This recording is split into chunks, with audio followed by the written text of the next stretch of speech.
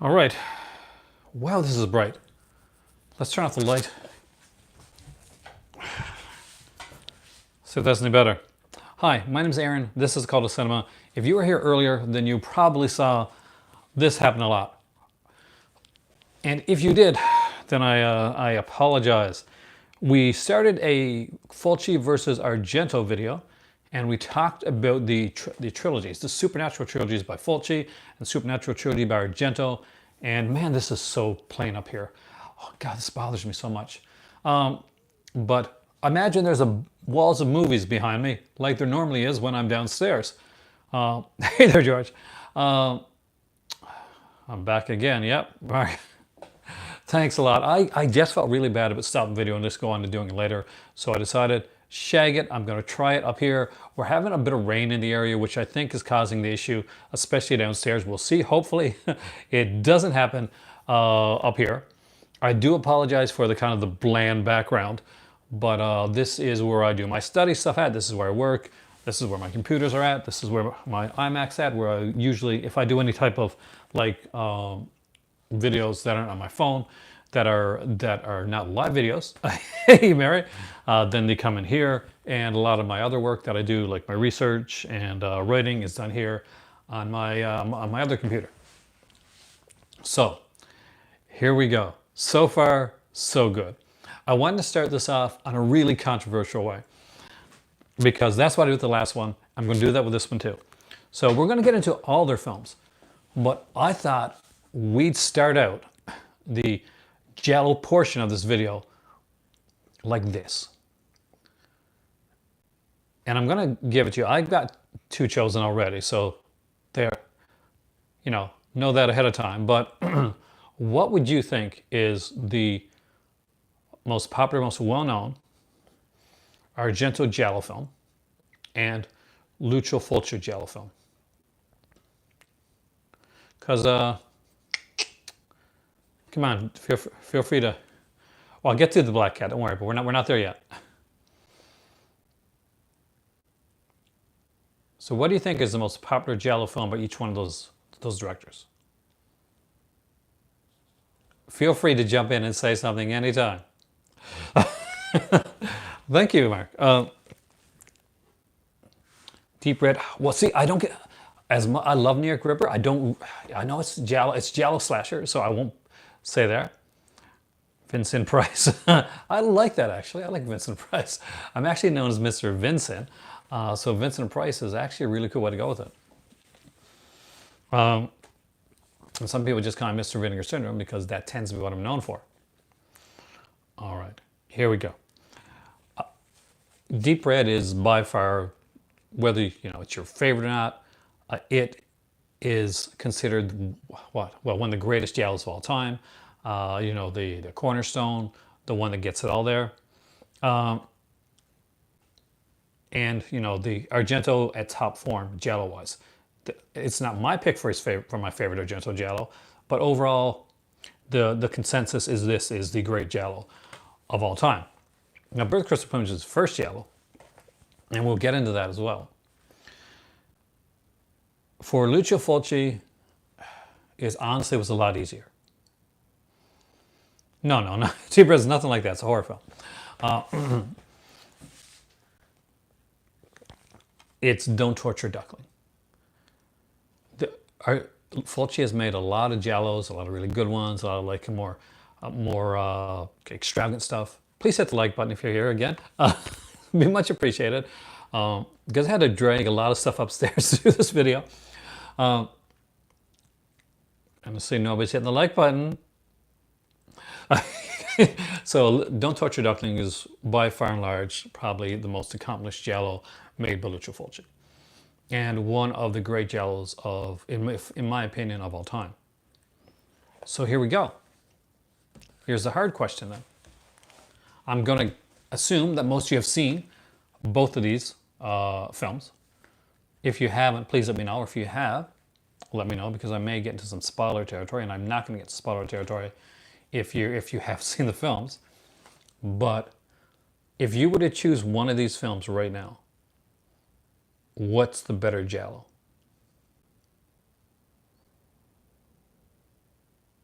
This would make such a great snapshot for the opening. See, I'm not going to say anything else to you guys decide. Make it which one do you think is a better Giallo film? Is it Deep Red or is it Don't Torture Duckling? Do you want me to go into it a little bit more?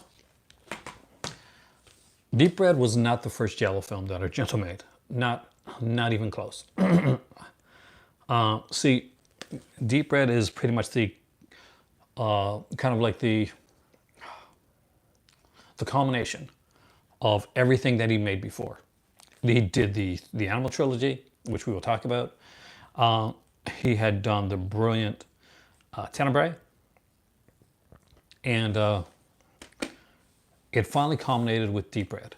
And most people, like our general fans, consider Deep Red to be like his great work, his magnum opus for Giallo. And it pretty much kind of, for some people, this was Giallo's peak, and everything else went around was just kind of like swimming around it. It's a brilliant film, and with a great cast, an amazing score by Goblin. Hey, welcome back, Chris. Which one of these do you consider the best, if you've seen both of them? And this has an amazing score by Goblin. It has some incredible set pieces, and it has that ending, that reveal that you remember. Argento's always big on having these reveals of okay, he saw something, but he doesn't realize that he saw something, and only later on, well, what he actually saw be revealed, and you'll kick yourself trying to when you realize how did I not know that's what they're talking about. I'm gonna try something.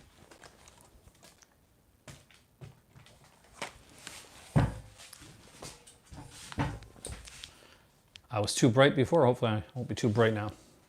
Oh, thanks. Welcome, Amy. You made it for the second part. The first part, by the way, didn't work out because it froze up all the time. Check it out, though, later on. I do appreciate when people check out the videos. And this is Don't Torture Duckling. It's a very, very different Giallo film. As opposed to the Deep Red one, it's not so much it's not a sexualized Giallo. Well, it is, but in a different way. The victims in Don't Torture Duckling aren't the usual newball victims or friends of the antagonist, of the protagonist type of thing. No, the victims in Don't Torture Duckling are young boys, and that brings a whole new darkness, whole level of darkness to this film, and a whole level of danger.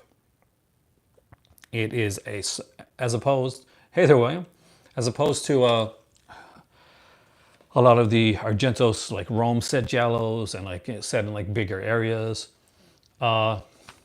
This here is set in a small hamlet, in a kind of small village with small town ideas, and everybody kind of knows everybody else, but they don't know people the way they think they do. Don't Torture a Duckling is probably one of the most harrowing Giallos that you're ever going to watch. And it has a great, great cast. Because you look at this, and this one here has Florinda Balkan in it. It's got Thomas Milan. It's got Barbara Boucher.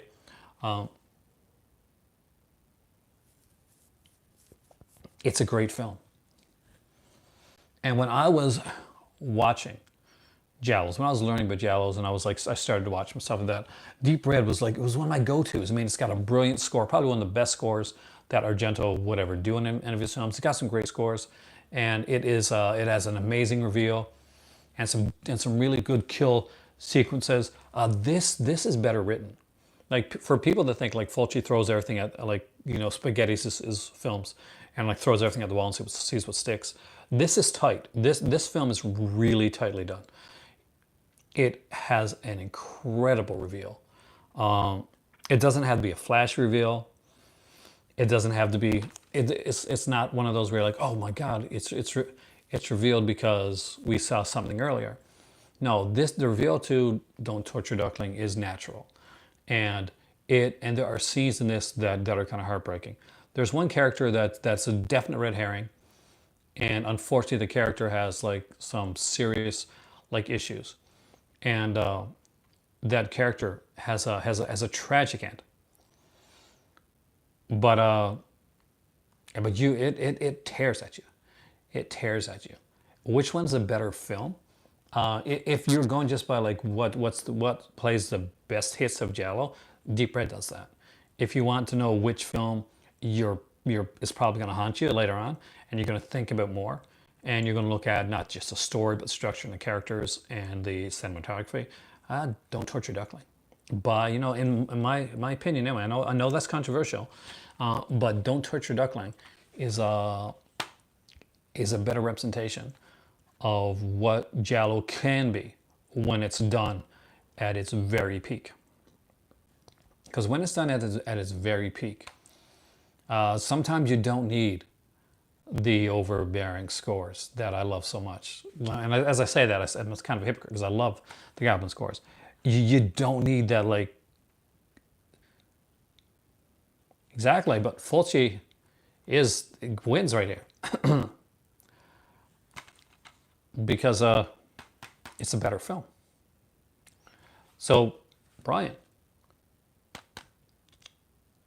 Criterion Dude, if you have not seen Don't Torture Duckling, and I truly 110% mean this, if you have never seen this film, do not read anything up on this film, but make sure that you see this film. Because if you're watching Giallos, if you're watching film, this is good cinema. There are good Giallo films that are good Giallo films, and they like reach the heights of Giallo, and a lot of them reach the heights of cinema. But this film here is really, really good cinema. It's one of the greats, and it's never gets the credit that it truly deserves, and it does deserve to be spoken about alongside The Strange Vice of Miss Ward and Tenebrae and Deep Red. It deserves that. It deserves to be spoken, to be talked about within that range. So both of them made films that you need to have in your collection. Like, I'm not going to lie to you, both of these here should be on your movie shelf, whether it's this edition or just the regular edition. Definitely both of these need to be movies that are in your collection. If you collect Giallo, you collect slasher films, and you don't have these, they're must. But Fulci, you get the point. Wow, that's Fulci with 2 points. Oh, definitely check Brian and Hunt. Here's some homework for you, man. Check it out as ASAP. Not right now. You're watching the video right now, but later on. Check it at the weekend. At least check it at the weekend and let me know what you think. All right. How to do this now.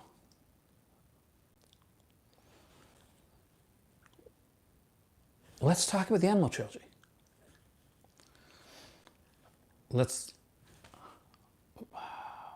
Not yet though. First, do I have it here? First, let's talk about my favorite Argento film of all time. And then let's talk about one of my favorite Fulci films of all time. So that's going to be interesting. And right here. Well, Lizard and Woman's Skin is probably my favorite Fulci film. But, well, we're going for the next one here.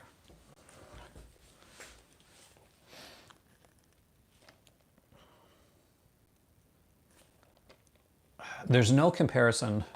There is no Argento comparison for this film. So I really don't know how to put a compete with this one, or how to do a versus for this. Lucio Fulci made the movie Zombie. And if you have never seen this film, it is one of the great zombie films of all time. It has this sequence. It has a lot of films. Did they really kill cats in Inferno? No, they didn't really kill cats. Actually, something you should know is that, although I joked about it earlier, Argento is an animal lover. So in actuality, although like animals get killed in his films, unlike Deodato, where they do the cannibal films, Argento would never hurt an animal. So except for like there's an insect scene in Deep Red that was real, I think. But as for like the cats and stuff like that, no. Argento actually really likes cats, and you wouldn't think that from his films, but he does. I don't have anything Argento-wise to go up against this. It's a classic. Much like Suspiria is one of those films that's going to be remembered for all time. Lucio Fulci's Zombie is probably going to be remembered as being, the king of the Italian zombie films. Don't you come on? Can you do now? Don't you just love this Slim Detector cover? Like, give it the Blue Underground for that, man. Like whether you find it controversial that they're doing the 4Ks and along with the stuff, just look at this. Brilliant, isn't it? But this is one of the great zombie films of all time. And this is one of the great releases of all time, by the way. This is a fantastic release. There's just so much on here. Let's see. There you go.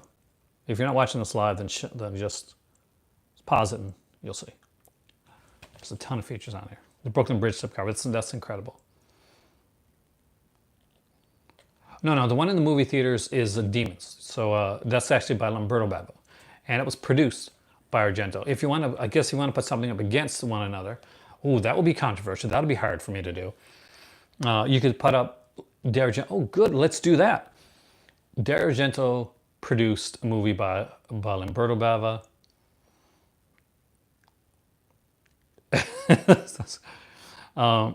And it was called Demons. They did two of them, Demons and Demons 2.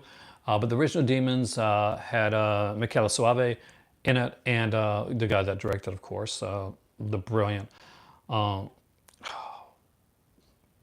Did so much. Why Stage Fright, brilliant movie, Stage Fright. And he played a really cool role in this one. Demons was one of those fun films with one of the best soundtracks.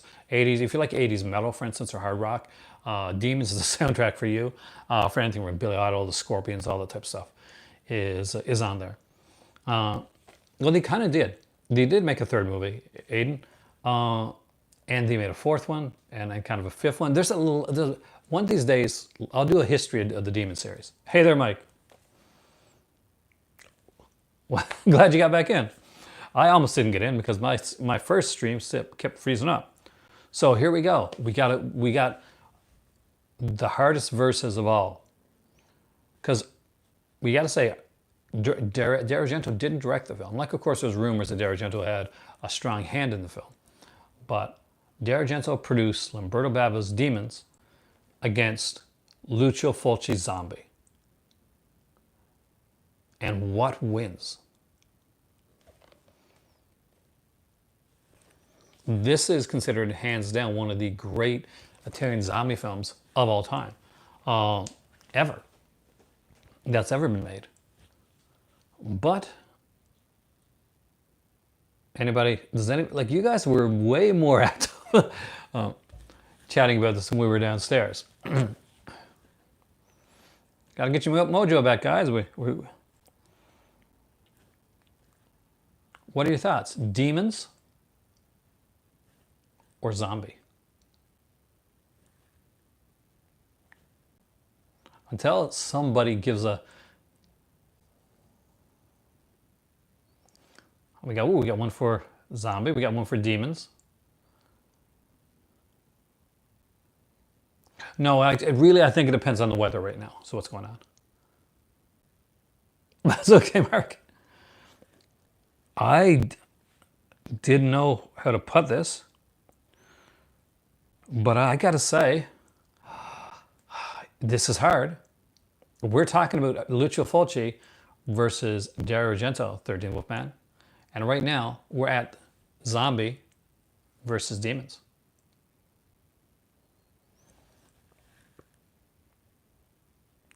And I gotta go with, can't believe I'm gonna say this, because Demons be one of my favorite movies of all time. And Zombie is one of my favorite movies. I gotta go with Demons. Point to Argento. Both are fantastic films. You either way, you watch one of these movies, you're having a good time. You're going to have a blast. But you don't think you've seen... Dude, zombie versus shark. That's in that movie. It's a classic. But Demons it really just resonates. They're both amazing films. They're Chris Wright perfect. But if I have to choose one over the other, and we're doing point systems here, and Fulci's got the first 2 points, so this isn't too bad. I got Maniac and Zombie on 4. Not the 4K editions though. But there we go. That was a hard one because they're such good films. I mean, I actually might double feature them sometime this week because I just really love those movies. I like to watch them again. I'm eventually going to do, if you guys want me to, I'm going to review the Demons films on here. I know Zombie. Zombie's a great film. It's an amazing film. One of my most watched films, actually. So is Demons. Demons 2 scared my sister, actually. I got 2 sisters, my youngest sister. She was actually petrified of about Demons 2. So yeah, I'll review the 2 Demons films, and I'll even review the 3rd Demons film. Well, the one that was supposed to be the 3rd Demons film, but they took the... I probably agree. But they took the title off it. So just a little bit of a hint, a little start, is that Demons was meant to originally be a trilogy. Aiden, there we go. There was the first one, and then there's Demons 2, which was done so then the guy that starred was one of the stars, one of the big actors in the first Demons film, Michael Soavi. I always get his name wrong. If anybody really knows the actual pronunciation, you can feel free to phonetically do it for me down there. Was supposed to direct the 3rd one, and it was going to be called Demons 3: The Church. Now, when he was making the movie, however, he decided, you know what, this is a good movie. I don't need to put the Demon's name on this movie. That's why you got to get the Vinegar Syndrome edition. That's why you got to get the Vinegar Syndrome edition, because you know you're going to get the highest quality edition you can get. So he said, I'm not going to put the church on and you know what happened? Well, it failed. The movie failed because he just... Would it have failed if he put the word Demons 3 on it? Probably not. And then there's the Ogre, which we'll get into when I make my Demons video. There you go. But yes, needless to say, much like the La Casa series, the twisted road to what actually is Demons 3 and Demons 4, that's an interesting story to talk about when I do my Demons reviews. Let's just get into it. I'm just going to show you a bunch of original ones. We're going to start with the Animal Trilogy, and then I'm going to show you 3 Lucio Fulci ones that I think are equally good. Do I have the Demons 3-pack? Are you talking about the one that came from Shriek Show? I used to. I don't have it anymore. But I'm going to pick 3. Got them over here, so I'm going to go to frame for a second.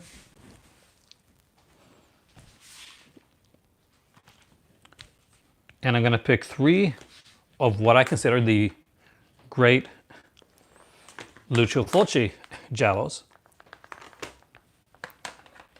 I'm going to do 3 at a time like that. All right. But first, let's talk about my favorite Argento film. Anybody know what it is? You might be able to guess. I watched it probably more times than I know, I'm sorry, George, but I like them both. But sometimes you got to make the hard decisions. Aiden knew right away. Yes, it is. Tenebrae is my favorite Argento film of all time, and it gets a point just like that, just by that, because this is not just one of the great Argento films of all time. it is one of the great movie scores of all time. Definitely one of the greatest Italian movie scores, like Giallo scores of all time. And I'm going to say it, I'm going to put it out there. Some guys are going to get peeved. It's a better score than Suspiria, and it's a better score than Deep Red. It really is. When I hear the score to Tenebrae, it invokes just so many feelings in me, and I know it immediately. There are good parts to the soundtrack to Suspiria. Amazing stuff. There is great stuff in Deep Red, but Deep Red has it's good. Has a couple weak spots. Fulci, unfortunately, Alan's passed away. He passed away a few years back, so he's definitely not making films. Not here. Making films up in the sky type of thing. You want to go with that? If that's your bag, it's the type of thing you like, we'll say that. But this is gorgeous. It is a film that is set 5 minutes into the future, which some people don't realize. But when you're watching the movie, just look for how like clean and how sterile and stuff that the environments are. That was Argento making an almost futuristic, just 5 minutes in the future type of like a Giallo film. It has John Saxon in it, and it's a long time, eh? It's sad because he was just starting to realize how popular he was over here. Because like you have to understand, guys, when over in Italy, a lot of the guys that we like a lot of the people like the Argentos and Lucio Fulcis and the Sergio Martinos aren't like heralded as highly over there as they are over here. They really think of them. They think of them as slot directors and stuff. They don't realize the work that they do. Not as much, I don't think. Like Italy, kind of definitely. They still make some, I think, but most of their stuff has moved towards television. So you'll see like a lot of like Italian television stuff that is in the horror genre. You're going to notice that some giallos that the later ones you see are Italy are made for TV, and that's because a lot of that stuff because it came along the lines of like what would you consider a Giallo-ish film, like on TV? Like, can you think of like it's serious? Because I can give you one right now. The Midsummer Murders is a UK series, and it's very Giallo-ish in the fact that it is these over-the-top murder set pieces done in this like unique areas with really quirky characters. And Italy did the same thing. They took their Italian, a lot of their Italian stuff, like their horror and all that type of stuff, and moved it towards television. So a little bit less of a budget type of thing. But of course, they can do more with the Italian television than we can do right here. That's my thoughts on it right now. Italy may have a big boom in horror in the next few weeks, and also make a lot out of me. But yeah, Wax Mask was meant to be his last film. Unfortunately, Lucio Fulci did not get to make Wax Mask. He passed away. Him and Argento were working on it. Argento couldn't actually make the Wax Mask after that. He just couldn't do it. So he got Sergio Stevletti, who was the one of the great Italian special effects directors, to go and direct Wax Mask. And but they changed it a lot. See, the Wax Mask that you see with Sergio Stevletti and the Wax Mask that you probably would have seen with Lucio Fulci, Stevletti didn't keep it as is. He changed a lot to kind of incorporate what his thoughts on the screenplay. So I don't know if we'll ever see the actual Lucio Fulci Wax Mask ever being put on being put on screen to see exactly what it is. But we definitely got a taste of it with Stevletti's. But Stevletti's Wax Mask is definitely a highly Stevletti film. Exactly. The special features on Wax Masks are amazing. Severin did an incredible job with that. And that's where I get some of my information from. That and reading years and years of Fangoria and Rue Morgue and stuff like that. By the way, Rue Morgue magazine, if you've got like an iPad or a tablet type thing, and Rue Morgue has put out their last 2 issues of Rue Morgue magazine. They're brand new issues, not old issues, but they're new issues of Rue Morgue magazine have come out. The digital ones completely free to read digitally and you can download it and you keep it. It's not like it's there and it's gone away in a couple days, which is amazing. So one thing I will tell you right now is after all this craziness is over and things go back to normal, I will 110% be supporting Rue Morgue magazine with the incredible stuff that they've done. And just give me some good reading material as well. Tenebrae. Great murder set pieces. One of the greatest endings of all time. Hey there, Sculder. And you just got to put it there. Dario Nicolodi's Scream. Why do people, when they say the word Scream Queen, never acknowledge the great Dario Nicolodi? Because there's a lot of great Scream Queens out there, like amazing Scream Queens that have done like a lot of the slasher films and a lot of like different horror films. But we tend to forget Dario Nicolodi, you know, the partner for Argento for years and the mother of Isaiah Argento. Exactly, her, and it's a real scream. She was so frustrated. Her scream that finishes this film is epic. The ending of Tenebrae is epic. It is utterly, brilliantly epic. So, hashtag Dario Nicolodi, real Scream Queen. Make that a hashtag. If you're on Twitter, make that a hashtag. Dario Nicolodi, real Scream Queen. Or Dario Nicolodi, forgotten Scream Queen. Whatever you want to choose. Either way. Give some love to Dario Nicolodi, who was one of the great Scream Queens of all time. It gets a point. Just right on its own.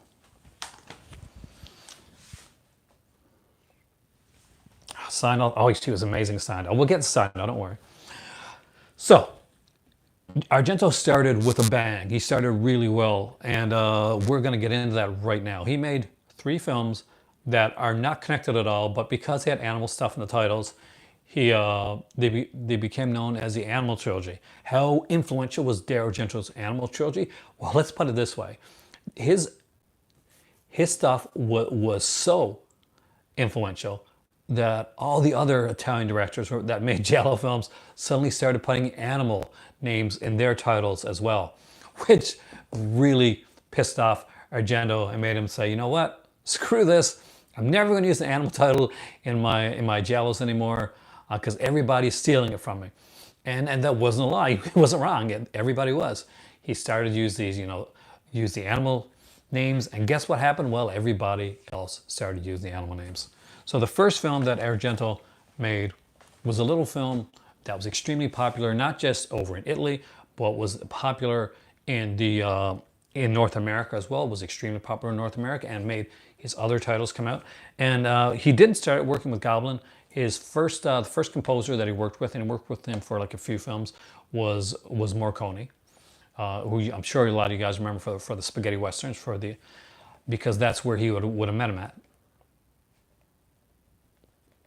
Yep, you're 100% correct. Ennio Morricone did the music. Vito Vittori did the cinematography. It's bloody brilliant. And that movie's called The Bird with the Crystal Plumage. Now this is my window box edition of Bird with the Crystal Plumage from Arrow Video. I purposely tried to put different versions, different films in here, so you can see some different stuff. A lot of Arrow, obviously, because they put out a lot of the stuff in like the best editions. This is a brilliant film. It stars Tony Massante, who is probably one of the most earnest and best leading men in Argento films. Ironically, though, Argento hated working with Tony Massante and considered him to be one of the lesser people that he worked with. So they never worked together again. I don't think Tony Massante knew it though. But when Dario Argento talked later on with the Crystal Plumage, he talked about it favorably. He did not talk about working with actor Tony Massante favorably. But to be honest with you, very few directors, unless they're real actor directors, talk about working with actors favorably.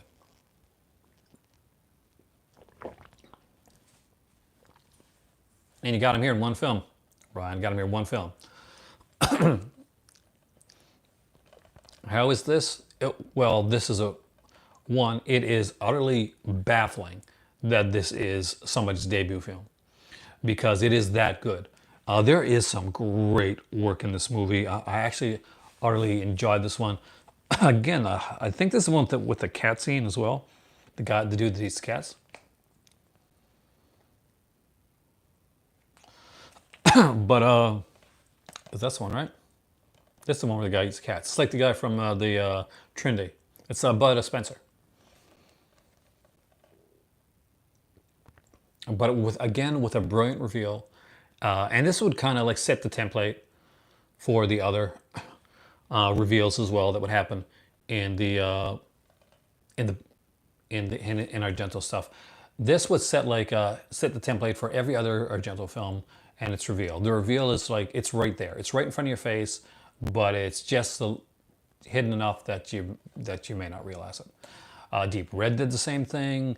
God, so a lot of them did. The next two I talk about didn't so much though. So I got to make sure which one of these goes next. Which one's the third one in the trilogy? I think. There we go. Perfect. The second one in the trilogy is The Cat o' Nine Tails. Now this stars American actor Carl Malden. Of course, was known for a lot of films, including a TV series called Streets of New York. Oh no, sorry, Streets of San Francisco.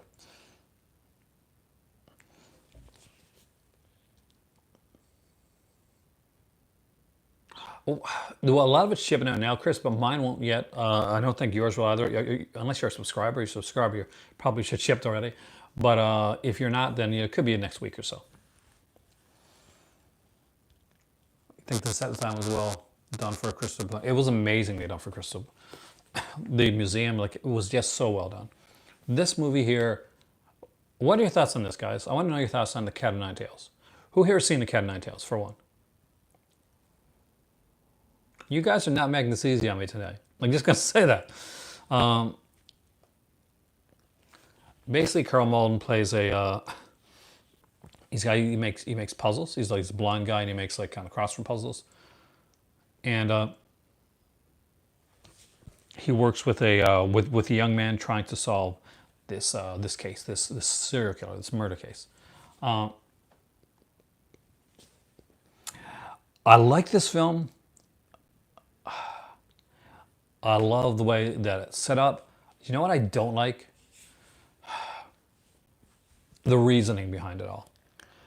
Argento would go into Streets of San Francisco, Michael Douglas, that's true. Would go into sci-fi territory with this film. Because this is such a good film, and it's so well paced, and the murders are done excellently, and the film is shot beautifully, the score is wonderful. And then you get to the ending.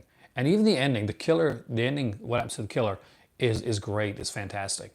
It's given away on the cover of one of the Arrows auditions. But the reason behind the murders, in my not so humble opinion, sucks. They give a scientific reason behind the, they all have, these have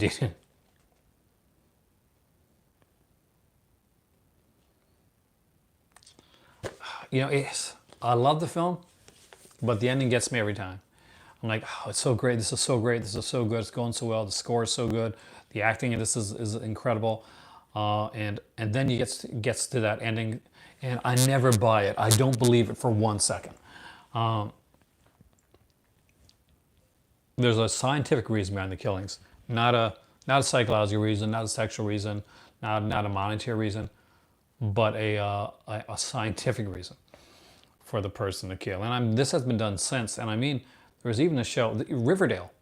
The series Riverdale actually dives into Cat o' Nine Tails territory. Oh, definitely. Yeah, you would be. Because I think Argento's one of those guys that aside from a couple missteps, has been pretty consistent. And not everyone is that way. But for me, he's definitely one of my favorite directors of all time. So they finished off the Three Mothers trilogy, in my opinion, with a bang. All the issues that I had with The Cat o' Nine Tails, I did not have with this film. I love this film.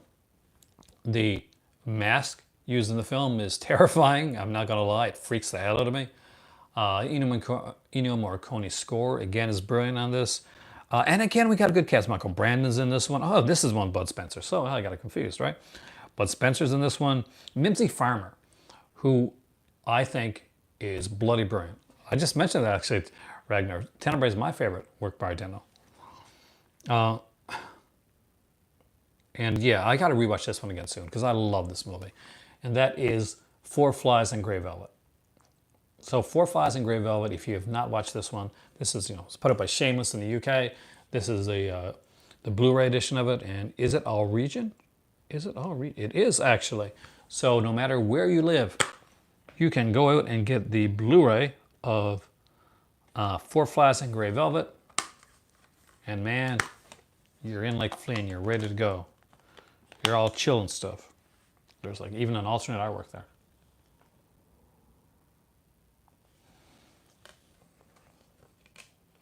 You ever seen the yellow Blu-ray? Well, Chris, that's because Shameless makes films that are heavily Giallo.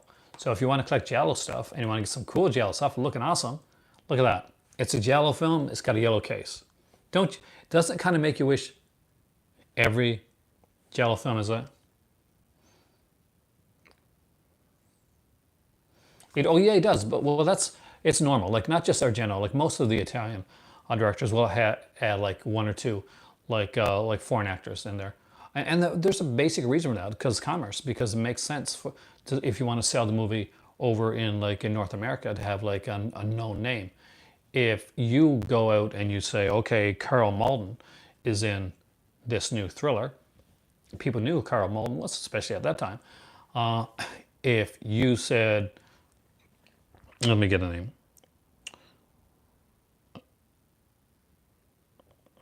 God, people with their real names.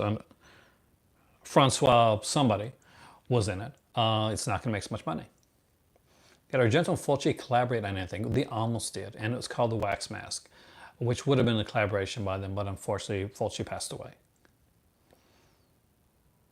I got to watch that again. It will get funding for your film. It'll get your, but more than anything else, it'll get your film in North American markets. And at the time, you want to get into the theaters, the 42nd, into the drive-ins. So those would be like, that would be the market. That would be the reason you see so many of that. But if you've never seen Four Flies, get on it. See Four Flies in Grey Velvet. It's an excellent little thriller, and I really love the reasoning behind the killer's motive in Four Flies in Grey Velvet. It seems very real and very organic. Some people may think it's a little far-fetched with how the killer tracks down this person,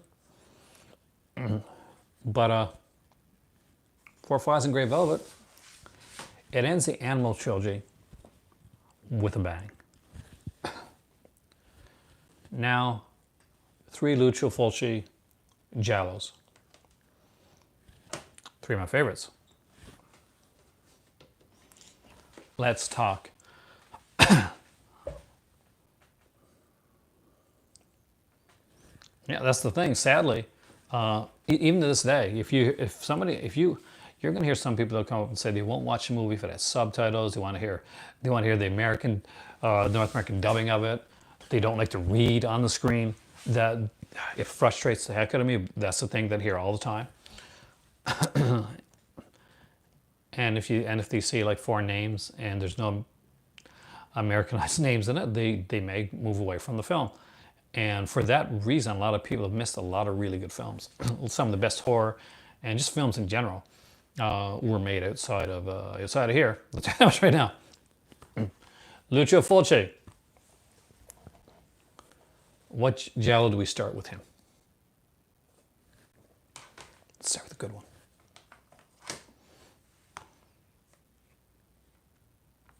You're right. Actually, Amy, you're actually right. A lizard in a woman's skin. This came out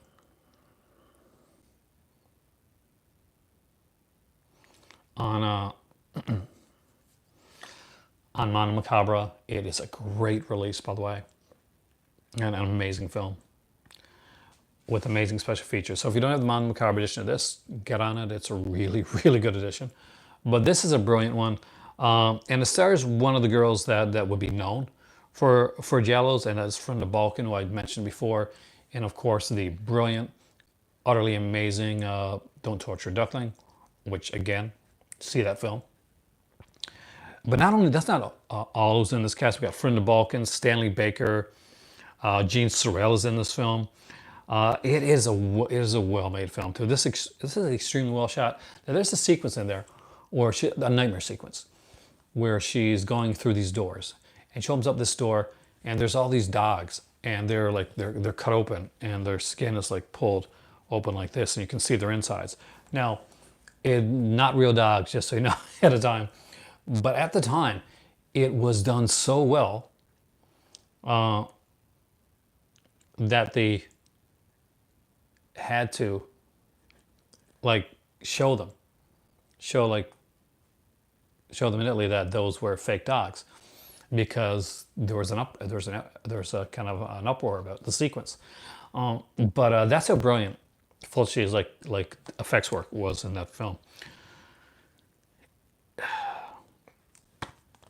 It's bloody brilliant. It is an amazing film from beginning to end. I utterly love this film, and I recommend, if you want a double feature with any film, I would say All the Colors of the Dark, Sergio Martino, is a great film to kind of double feature Lizard in a Woman's Skin with. And if you have never seen this one and you don't know who Friend of Balkan is, get on that, because Friend of Balkan is amazing. She's incredible. And A Lizard in a Woman's Skin is a fantastic release. So, can we get some love for Lizard in a Woman's Skin right here? Can we get some love for this film? Beginning to end, to the reveal, I love this film.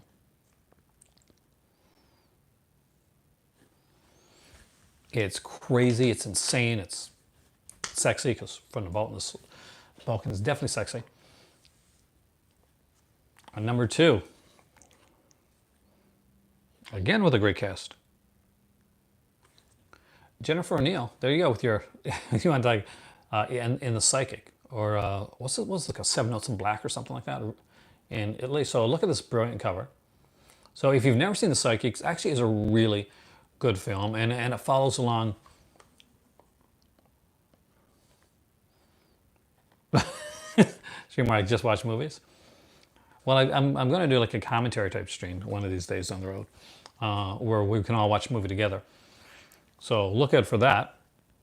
But Psychic is an excellent film. It's pretty low key, easily done. Mark Perella is in this one, who of course was in Don't Torture Duckling. Gianni Garco is in this as well. Gabrielle Frazzetti from On Her Majesty's Secret Service is in this one. Evelyn Stewart. Just a great film.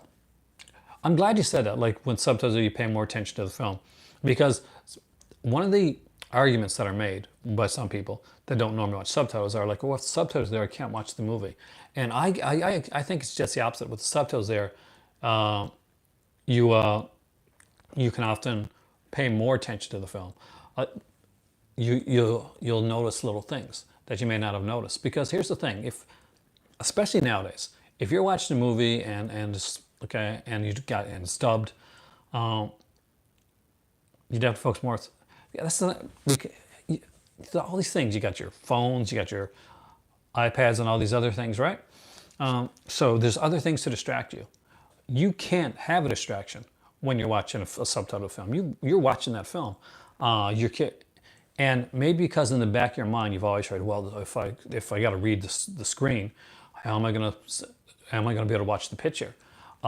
That kicks a mode into your brain of like, you know what, I'm really paying attention. And I find, me personally anyway, that it makes me pay attention even more to the movie that's on the screen. And subtitles can be your key if you want to watch a film and you really want to get into it and study it. But Psychic, I really don't know what to say about this. Jennifer O'Neill stars in this one. It's a bloody brilliant film, and it is so low key. Nothing's over the top. I wouldn't say there's any super like deaths in here or anything like that. It's not that type of film. but by far and large, it's an incredible film. Now here's one where people are going to disagree with me. This is one of my favorite Fulci films. One of my favorite, and this one is definitely gets along the lines of like Giallo slasher territories, okay? Don't hate me for this, but this one, definitely one of my favorite Fulcis. Just gonna put it up there. It's not what you think.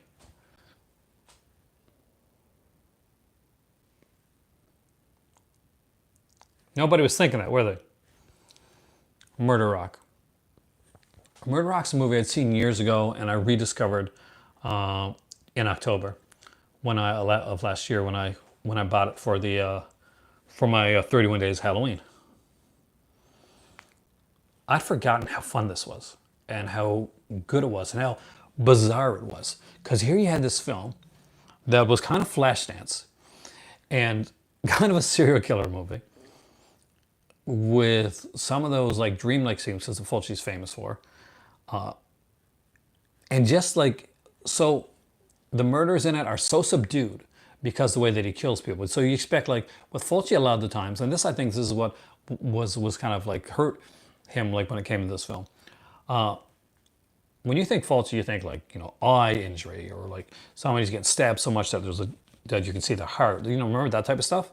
Yeah, not in this film, because the killer that's killing people in this one is killing them with a huge pin, like a huge kind of like stick pin. And obviously that doesn't make for a ton of gore, bloody sequences. However, this is so fun. I mean, I like the music in the film. It's got a great cast. Already it's got like Ray Lovelock. And if for people that don't know, I'm a huge fan of Ray Lovelock's. So anytime I see him in a film, I know it's something I'm going to like. He's done so much great stuff. Olga Karlatis is in this. And of course she was in the movie Zombie, another Lucio Fulci film, and a little movie called Purple Rains, which you might want to check that one out. We have Claudio Casanelli from Hands of Steel, Screamers, did a bunch of stuff, and a soundtrack by Keith Emerson. Not so much like, no, not a close, but like a more stylish pen. And what's brilliant about this is there's a scene where a bird gets killed. Doesn't really get killed, don't worry. But in the movie, like a bird gets killed. And it actually is an important scene in the film. So when you watch the bird murder sequence really closely, because it's extremely well done. It's also extremely important. But Murder Rock, I know some of you guys haven't checked it out, but hopefully this is going to convince you to check out Murder Rock. Murder Rock is put up by Scorpion Releasing, and it is usually a fairly inexpensive movie to pick up.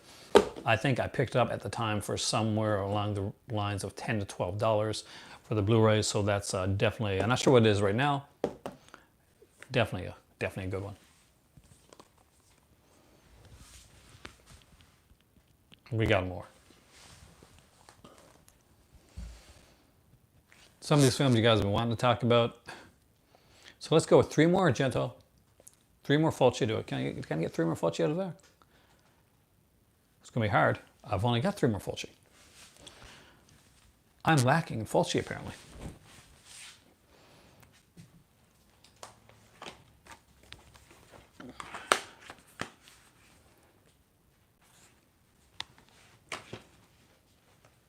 I got 3 Fulci and 5 Argento left. Let's do Argento first. And this is not even every Argento film I got, by the way. Conquest. I actually do have Conquest, but I have that downstairs. I forgot it. Hold on. Conquest is coming out again. And I think it might be Scorpion that's putting it. I'm not sure if it's Scorpion or Code Red or someone putting it out. I will say one thing. I hate the new cover for Conquest. It's got such an iconic cover. And the new cover sucks. Yes, in my opinion anyway.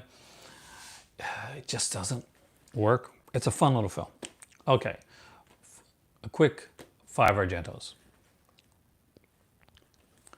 I will stop to talk about these if you comment and want to talk about the film. If not, I'll go through them fairly quickly.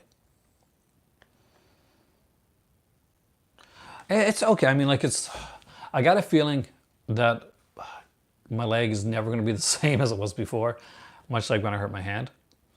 But I'm just rehabbing it, walking on it, exercising, that type of thing. And eventually it'll be back as close as it can get to before. I'm a guy that, like, I'm fairly active. I like to walk. I used to run. I used to do like free running, parkour, that type of stuff. I was in gymnastics. So limping for a bit was really hard on me. That was like a bit of a pain. Now here's one that I talked about in my last video, so I really don't have a lot to say with this one right now.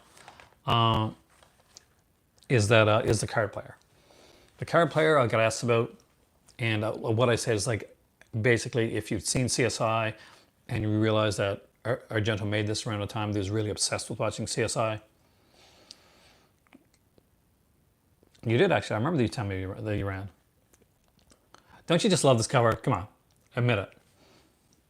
Huh? Is this not? Would you not, if you had never seen the card player before, like, hands up, like, be honest, who would buy this based on cover alone?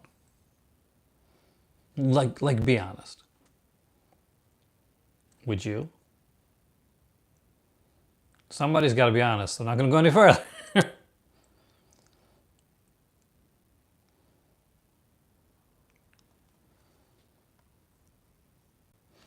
Anchor Bay's cover for card player is horrible. It's just like you'll be intrigued. Nobody's honest. See, Mark is the most honest person here, because he's actually saying, yes, I'd be intrigued by it. Yes, it's a gorgeous cover, and the guy that did this did the cover for Inferno and did a lot of their covers early on. Here you go. And you know what's really neat about card player? What was really neat about a lot of the early Argento releases? This. You don't see this in every one of the every one of the Arrow editions now, but back in the day when it was like window boxes, and you had a poster, a fair-sized poster.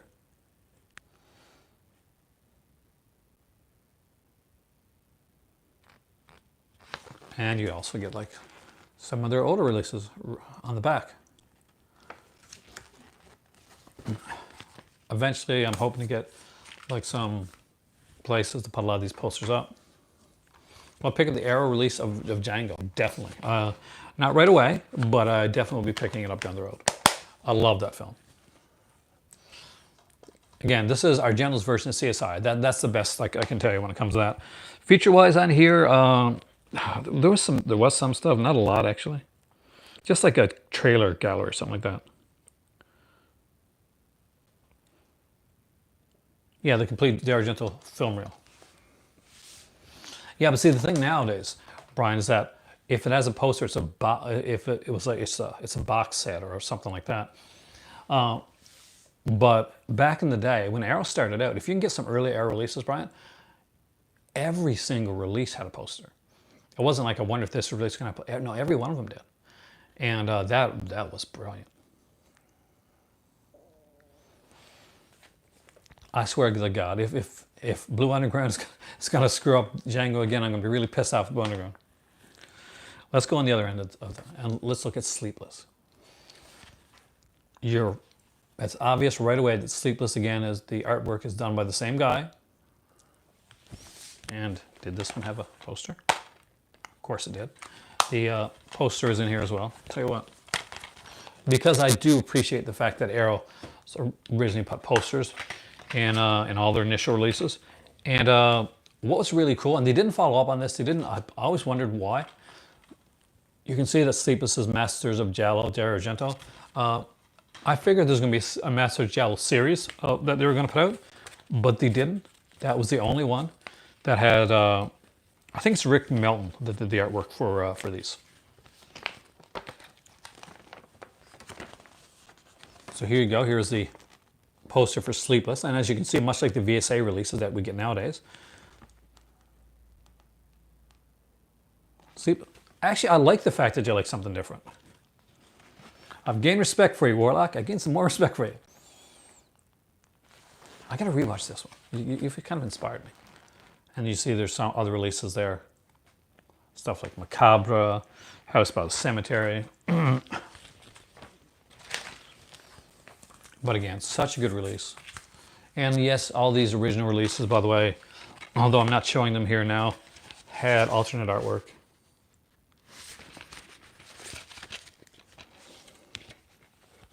Arrow really was, as much like Vinegar Syndrome right now, is kind of the trend.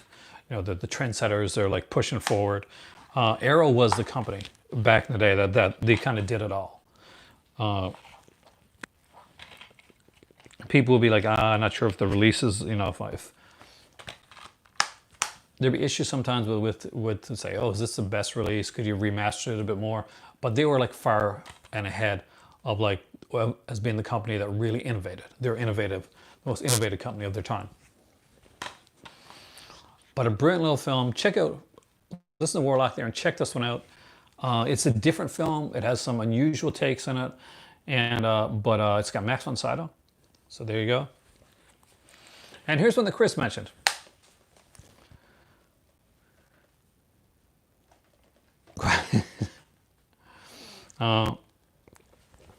And it's one of my favorites. And it has some great sequences in here. Where do you say Giallo Virgin should start?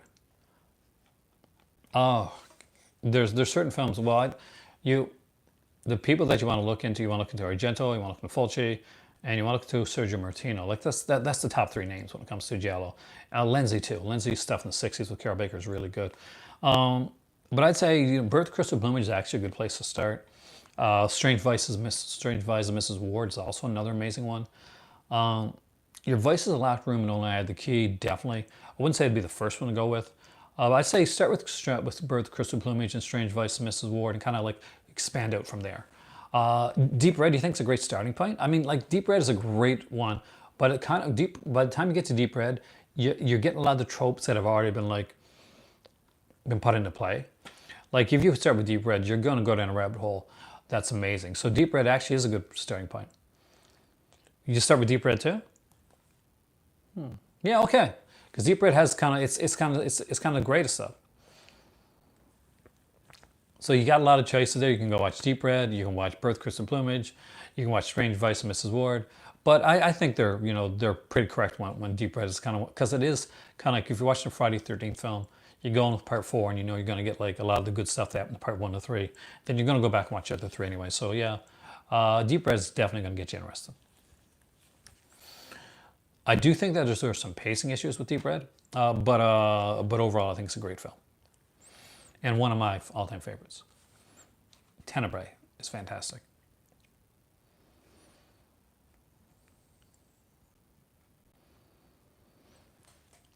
And I would recommend, my personal recommendation, by the way, Tenebrae. Because Tenebrae starts good. And the ending of Tenebrae, you remember. And again, hashtag Darren Nickelodeon, Forgotten Scream Queen. If you have it on hand, watch Tenebrae. Now this is a good one.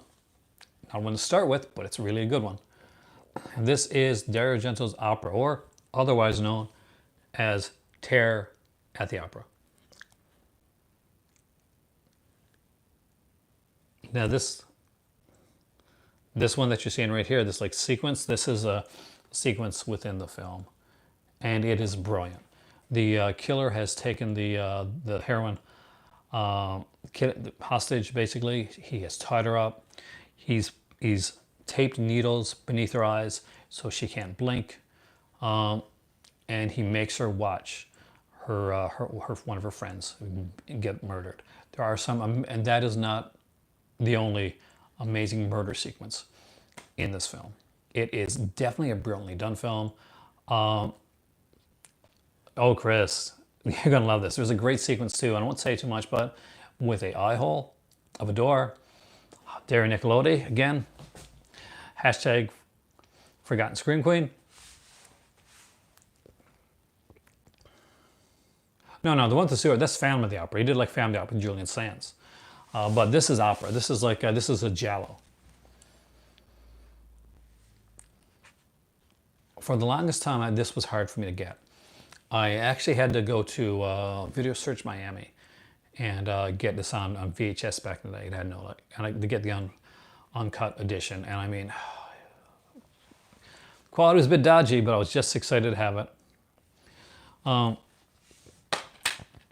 And again, this one is a 2-disc edition, by the way.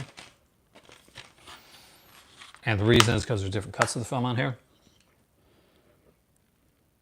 Because you're going to get the international cut, and then you're going to get the cut North American edition of it as well.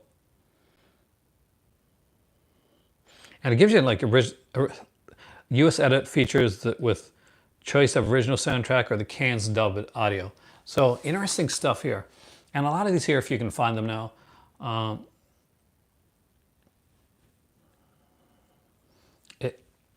great stuff. Oh yeah, it's got a really good Blu-ray now. I don't have the Blu-ray though. And there was like the original booklets, what they look like for Arrow Video. They're kind of like thin.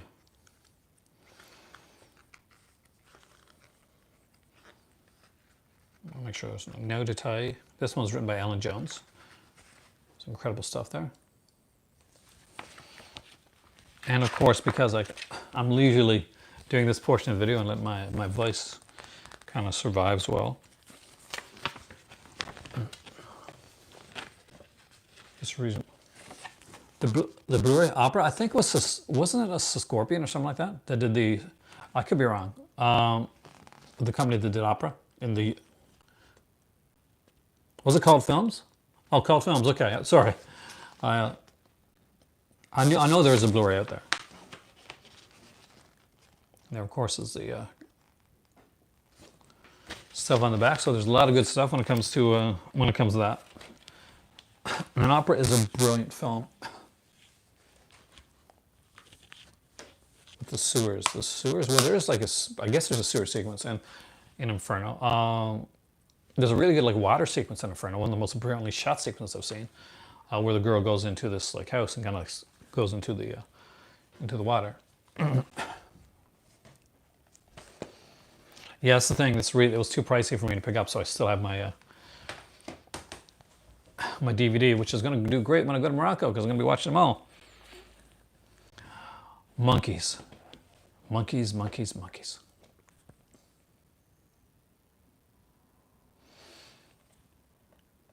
And Donald Pleasance. And of course, a young Jennifer Connelly as well. Phenomenon, otherwise known as Creepers in North America. Phenomenon was one of those movies that Argento had to make. When Argento was asked about the movies that scared him when he was a kid, it wasn't what you would think. It wasn't the horror films of the day or the Universals. Movies that scared Argento were Disney. The Witch and Snow White, for instance, and like the scene with the rock and all that, and the poison apple, those stuck with Argento.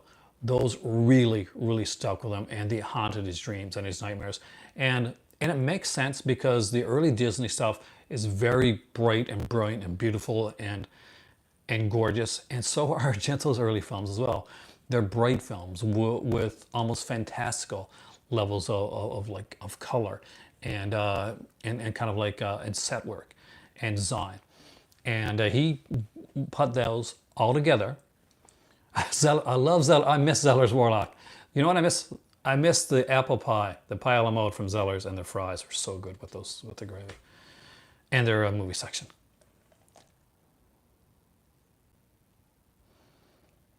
But this is kind of brilliant.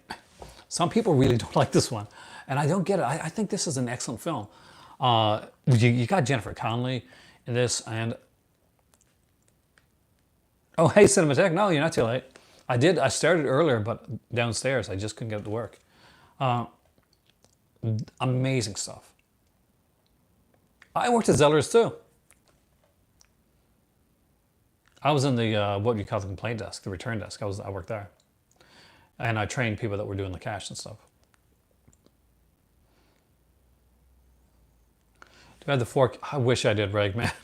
See, Arrow put out a box set of Phenomenon, much like the box set that they did of the Cat o' Nine Tails. No, Zeller's is like Zeller's, think of Target, but like kind of cooler. Zeller's is like that. Zeller's is a place you'd go and there'd be like a restaurant there, but mostly it would be like a store, like a Walmart type thing, got a bit of everything there.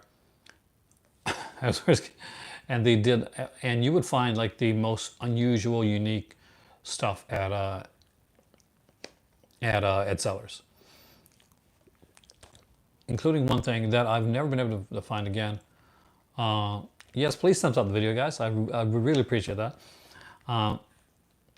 Is that they did this like really cool like sets, like they put out the Mirror Anchor Bay set. It's out of print now at Zeller's, and that's where I bought it at, and I got stole from me. So that's one that I'm still looking for. Anybody ever comes across a really cheap Mirror like 4-pack from that Anchor Bay put out, you know, the shiny one, send it my way if you have an extra one.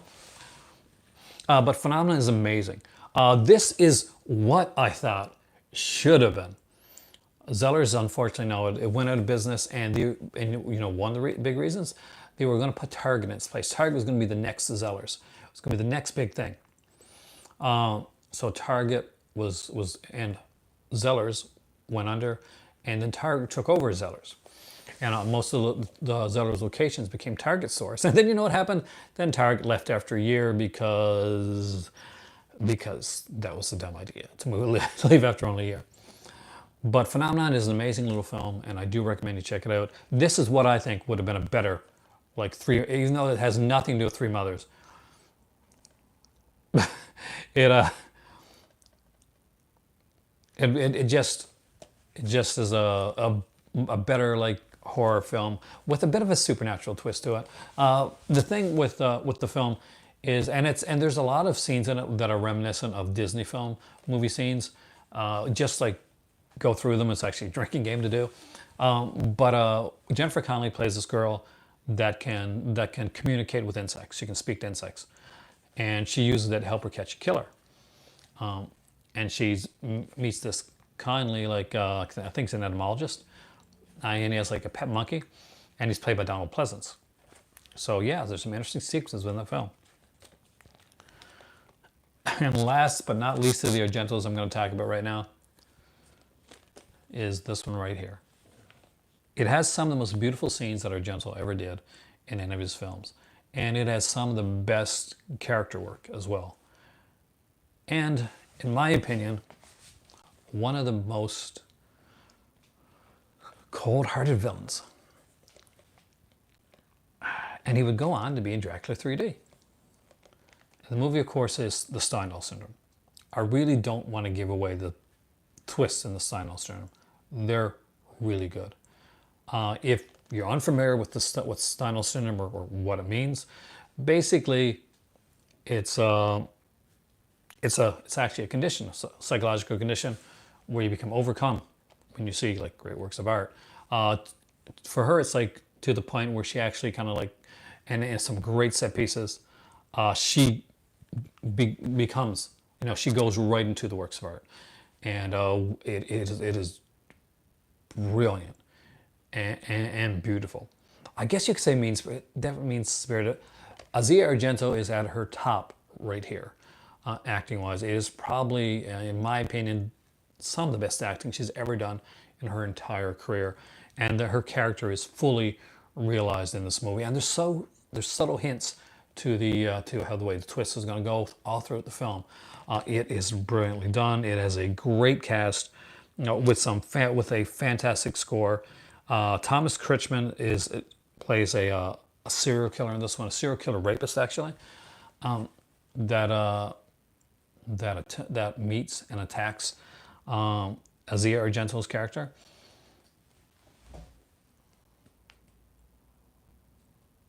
What two films would I recommend for Fulci and Argento? It's really hard to say. I mean, like, it depends on what type of films you want to see. I mean, like if you want to see a supernatural film, Suspiria is a great film. If you want to start with like Deep Red, like one on the Argento side, but like when it comes to like, when it comes to Fulci, like like obviously Zombie's a big one, or The Beyond. I would say Don't Torture Duckling, and another one that I'm going to talk about in a little bit with some quacking in it are some great ones. But give them ideas, guys, like Brian did right there. Just shout out your ideas for what you think the best starting points for somebody like watching Argento and Fulci. It's a shame that like that's one of the reasons I wanted to do this. I had no well, full disclosure, when I went downstairs to make this video initially, and I was on Twitter and I was like I'm making a video and I had like 3 or 4 ideas in my mind of what I was going to make, and then it just kind of came to me like I was talking to Chris on here too on Twitter, and basically it was like and I said Fulci. I said I was going to do another versus video. And Lucio Fulci versus Argento is like the ultimate versus video. So I had to do it. And at the end of this, after I talk about all these films, we got to decide on a winner. That's going to be the hard part.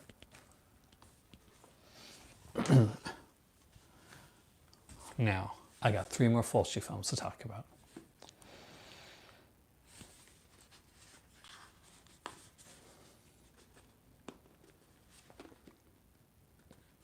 So let's talk about the big one. Let's talk about the biggest Fulci film, one of the biggest Fulci films of all time, and one of the ones I recommend to check out. Though, Marco, I'll tell you this. If you don't mind some sleaze, because it's going to get pretty sleazy with this film, but it is a good film. And it is New York Ripper. I do have other versions of this, but the Shameless one had that sexy yellow cover, so I had to show it.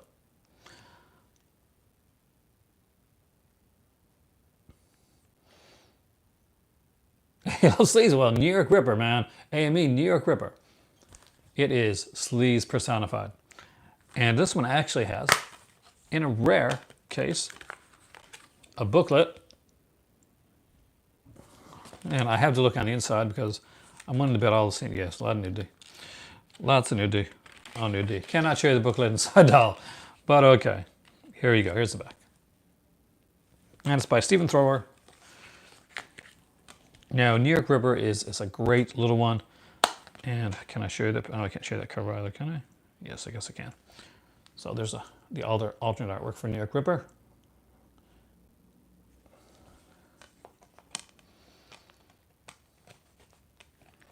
Well, it's very different. I mean, Maniacs is a serial killer, like a slasher thriller, right? Well, and with like heavy things into the dramatic roots. New York Ripper is a slasher Giallo hybrid with a high emphasis on the sleaze aspect of it.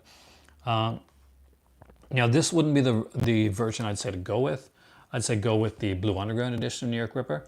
I have the Blue Underground edition as well. Not the newest edition. I got to get that as well. Because this one is cut a bit. It's a UK because video nasty, and like there's a couple scenes that are cut out of it in this one here. But I've been collecting all versions of New York, like Black Christmas and other films that really meant a lot to me when I was younger, and that stayed as favorites of mine. New York Ripper is one of those. So if you want to say 2 Fulcis, I'll give you like Don't Torture Duckling and New York Ripper right there. Those are 2 great Fulci films. This is a different one. Basically, there is a killer going around, a misogynistic killer that is ripping apart. He's called Ripper for a reason. These ladies, and he talks like Donald Duck. You would think that would take away from the film. It doesn't. It actually, if anything, it apparently adds to it. Surprisingly, the Donald Duck thing works, and the reason behind it is explained at the end of the film, so it's not something that he just randomly does. But there's also another hidden little reason, because see, Lucio Fulci was a big fan of Donald Duck. You would see the character of Donald Duck again, like first in Don't Torture Duckling, and it's a very important clue for the film itself. It's actually kind of the reveal. So from the Donald Duck voice in New York Ripper to the to the Donald Duck doll in Don't Torture a Duckling. There you go. That's your double feature, Mark. Don't Torture Duckling. Watch that one. Followed up with New York Ripper. That's your Fulci double feature. That's what I'm going with right now.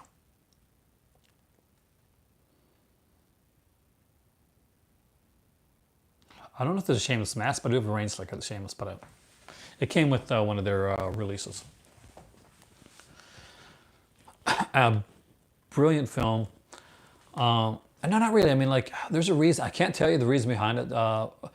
Cuba Glover without actually giving away the ending, because the reason that he talks like Donald Duck is literally like entrenched in who the killer is, and that's not giving it away, because if you don't know ahead of time, that's not going to tell you anything. It's just like once it's revealed, like, oh, okay, that's why.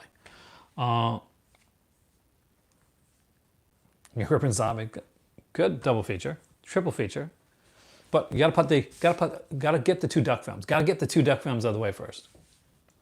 It would definitely spoil the movie. And exactly, I don't have any of the comics yet. I love to get to a comic shop. When I go to next time I'm going to Ontario, I'm definitely going to go to the comic shop and see if they got some Bond press stuff there, because I've always wanted to pick up some of their stuff, but it's pricey for me to get out, and so I'll once I go to Ontario again, I'll check it out. I want the Maniac stuff and the zombie stuff. Next up is one that I'm going to be honest with you, I don't remember very well. They're online only? Damn it. No, you mean like none of the comic shops can like do them at all? Not even like a Million Comics or anything like that?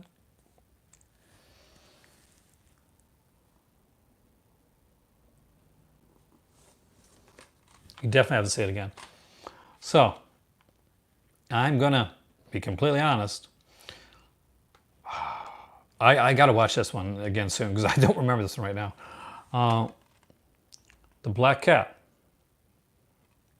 And it has David Warbeck in this one, who, by the way, was in the movie that Shameless put out that had Rain Slicker in it. So, The Black Cat, I do not remember this one at all. I remember Strange. I think Your Vice is a locked key, and only I have the. It's a locked room, and only I have the key. Was such a strong, like, great Giallo that I really did I watch this after I got it? I think I did, but I don't remember this one. Anyway, Lucio Fulci, The Black Cat, with David Warbeck, Mimsy Farmer. I love Mimsy Farmer. I'm going to watch this tonight, actually. Yeah, I don't think I watched this one since I got it. So, check it out. Oh, don't even go there. The snail's pace of mail. My better half knows how depressed I get sometimes. I'm waiting for mail to come. Like, I waited for like over 2 weeks, like, and just waiting for like some stuff to come through regular. And I got to the point where my better half's getting her stuff come all the time, and I was like, oh man. I would go to our mailbox, and I'd pick it up, and oh, there's a package. It'll be something that she'd ordered. And then I get all depressed and stuff, and then I'm like, oh, screw this. But I have some stuff coming next week, so I'm excited about that.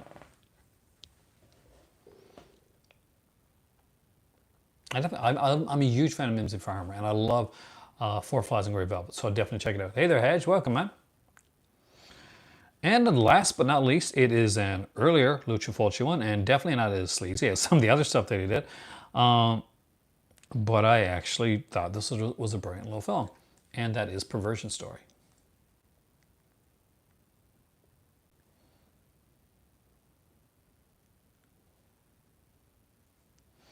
So if you have never seen Perversion Story, I definitely recommend it. It is a really good one. Again, it has a great cast. We got Jean Sorel, Marissa Mell is in this one there. Also Martinelli is in this. John Ireland. Oh, that's a great documentary. And it was put up by Mon Macabre. And Mon Macabre always does do great releases. So I would recommend checking this one out. It's a really fun one. And I don't want to give anything else away except that I just really enjoyed this one. This one was sent to me as a gift. And it was one of those I was so excited to get. And I turned it on the night that I got it. And I think I've watched it like twice after that. So there you go. We've gone through some of the seminal works I think at least, of Dario Argento and Lucio Fulci. We did a short video before this talking about the Supernatural trilogy of both Argento and Fulci. And we've come to close to the end. So it's time to ask you guys, Argento versus Fulci. Who do you go with?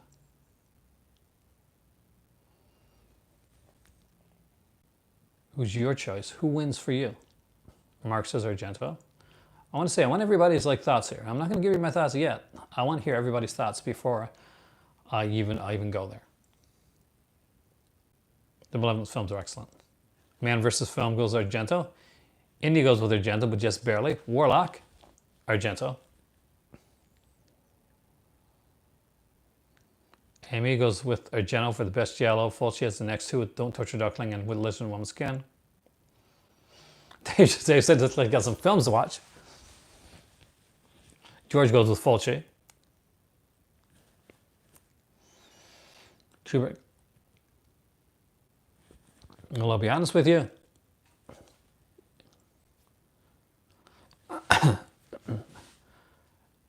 It was tight. And it was close.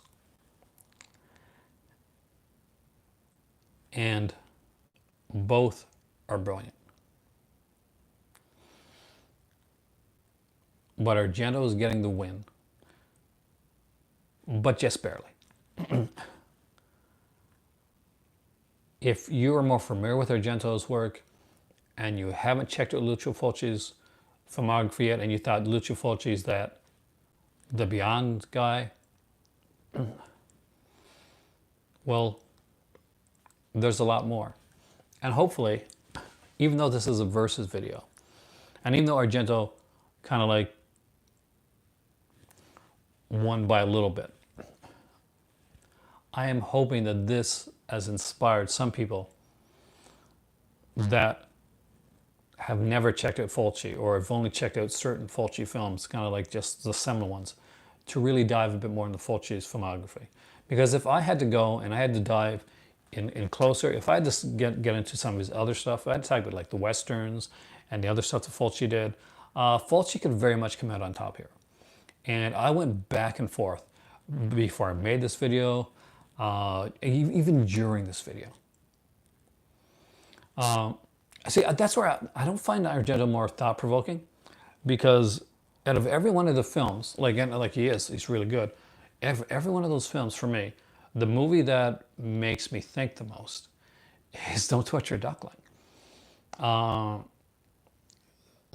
There's a lot. There's a lot of depth. Fulci was a guy that was considered a surface worker and a gore guy. But I just ran through a bunch of Fulci films that didn't work on gore, that weren't surface films. And even as I say that Argento got this one, and it's very close, I'm still in my mind flipping back and forth on whether I should have gave it to Fulci or not. Because when you think about it, Argento did do a lot of Giallo. Argento did do the Supernatural. Fulci went out there and, God, I forgot about that. Fulci did Devil's Honey. Am I going to change my mind? Am I going to have is there going to be a last minute change in my mind right here?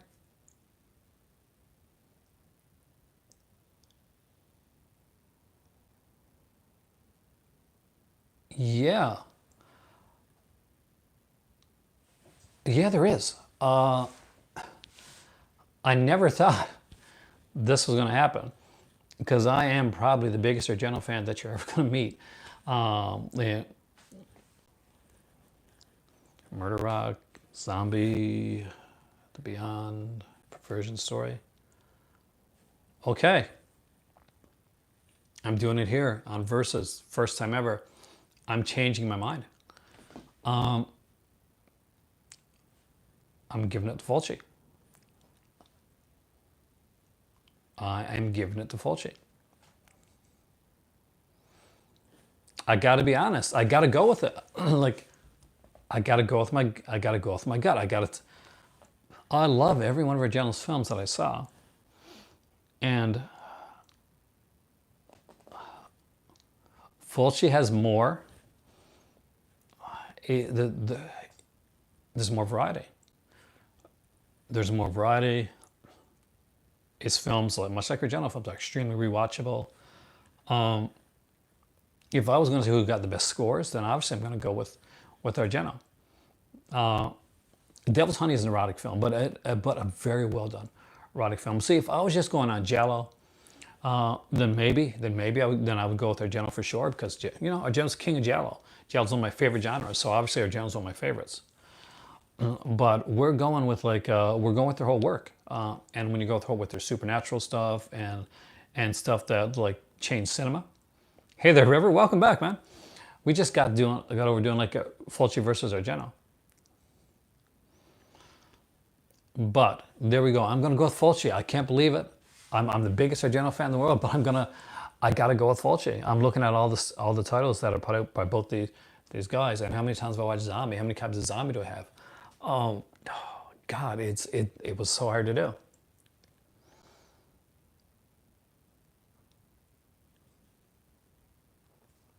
Yeah, a wider range, definitely, because like Argento knows what he's good at and he does it well. And when I say that, it's not a dig at Argento. It's just the truth. He does giallos. He does them extremely well, and he's the master of them. He does them better than anyone else. Yeah, well, next to Martino he does. He's mastered them. You're pretty solid with almost any Argento giallo film, right? Then he went to the supernatural aspect into Suspiria, one of the greatest films of all time. Thanks a lot. I think this is actually like it might have been a Walmart shirt, but I just really liked the way it went. I should have wore this when I did the Heath Serial Midnight one, because that would have been hilarious. But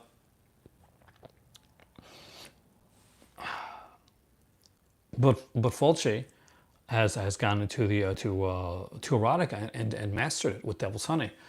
He has done some of my favorite like thought-provoking giallos, like Don't Torture a Duckling, and just like kind of like lighter ones like The Psychic or Perversion Story. He made New York Ripper. He did The Beyond, which is more of an art style horror film, and he made Zombie, which is you hated gotta give it another shot, man. It's just such a cool, like, for me, Devil's Honey, the way I take it, it is a film about loss and coping with loss. Like and if you've ever like lost anybody, like just the way that like it is really a film about coping with loss. Into a wide range. Well, but again, Andy, I have to say, every one of those films that you mentioned, almost pretty much every one of them they're all giallo films. And that's not a knock. I love giallo films. Oh God, that was so hard. Yeah, I'm going to give it by hair to Fulci. Although I think Argento, as one of the best filmographies of anybody, because I just love his work. So does Fulci, and Fulci is so underrated. How underrated is Fulci? So many people haven't even seen movies like Murder Rock, and I gotta say, you're missing out. But Warlock said it right. Ultimately, they're both masters of the genre. They are masters of horror in so many ways. So we talked Fulci, we talked Argento, we talked about their we talked about their giallo stuff. We talked earlier in a shorter video. We talked about their supernatural work, and we talked about their work overall. And I gave it by a hair to Fulci. But you know what? It's one of those flip a coin type things. At the moment that I'm in, I might give it to Argento. I might give it to Fulci. It's one of the hardest verses I've ever done. But let me know, please, if you would like to see more videos like this. If you'd like to see more verses with like directors, or verses where we do like franchise verses, or company verses, that type of thing. If this video is your jam and you like the video, make sure to do a thumbs up it, and let me know on here right now before I turn off this camera that you want to see more videos like this.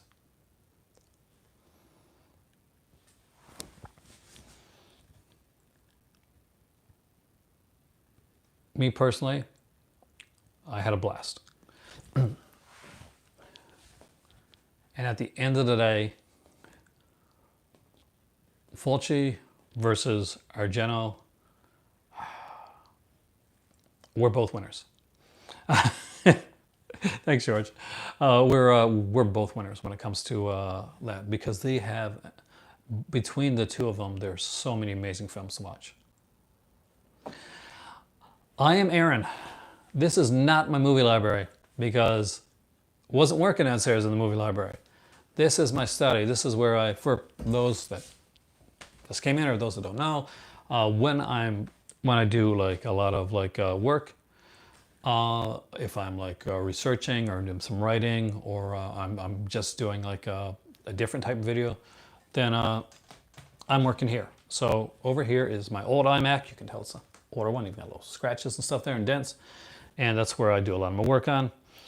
And here is my computer that I do all of my writing on. So right now, it's that time again. You are the call to cinema. You guys rock. And for me, it's time for tea. Have a great night, and I'll see you next time. We'll do more versus videos down the road. So many cool videos we can do. You rock, River.